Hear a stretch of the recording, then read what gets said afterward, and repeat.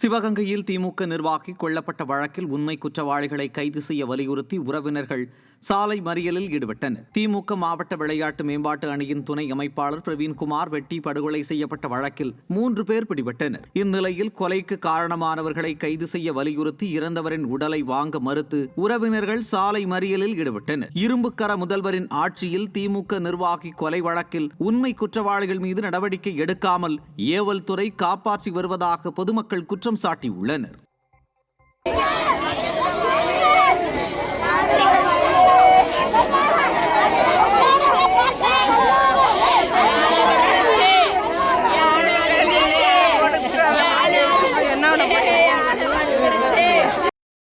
கிருஷ்ணகிரி மாவட்டம் வேப்பனப்பள்ளி அருகே ஒற்றை காட்டு யானை தாக்கி ஒருவர் உயிரிழந்த சம்பவம் அதிர்ச்சியை ஏற்படுத்தியுள்ளது.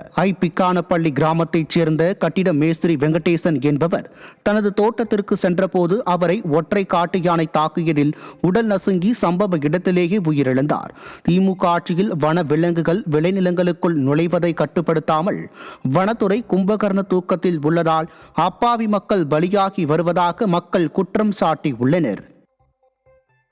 திருச்சி மாவட்டம் துறையூரில் மணல் டிப்பர் லாரி உரிமையாளர்கள் ஜேசிபி உரிமையாளர்கள் காலவரையற்ற வேலைநிறுத்த போராட்டத்தில் ஈடுபட்டுள்ளனர்.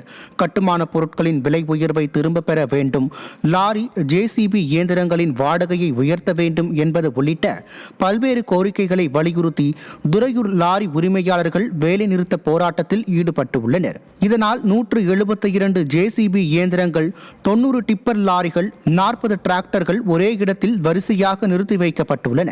விடியா திமுக அரசு தங்களது கோரிக்கைகளை உடனடியாக நிறைவேற்ற வேண்டும் என துறையூர் லாரி உரிமையாளர்கள் வலியுறுத்தியுள்ளனர். திருப்பூர் மாவட்டத்தில் உள்ள கணக்கம்பாளையம் ஊராட்சியை உடுமலை நகராட்சியுடன் இணைக்க வலியுறுத்தி அப்பகுதி மக்கள் ஆர்ப்பாட்டத்தில் ஈடுபட்டனர். ஆட்சியர் பரிந்துரை செய்தும் இதுவரை கணக்கம்பாளையம் ஊராட்சி உடுமலை நகராட்சியுடன் இணைக்கப்படவில்லை என ஆர்ப்பாட்டத்தில் ஈடுபட்ட மக்கள் குற்றம் சாட்டினர். நகராட்சியுடன் இணைக்கப்பட்டால் தண்ணீர் பற்றாக்குறை உள்ளிட்டவை ஏற்படாது என ஊராட்சி மக்கள் தெரிவித்துள்ளனர். கண்டன ஆர்ப்பாட்டத்தில் ஊராட்சியை நகராட்சியுடன் இணைக்க மறுக்கும் விடியா ஆட்சிக்கு எதிராக முழக்கங்கள் எழுப்பப்பட்டன.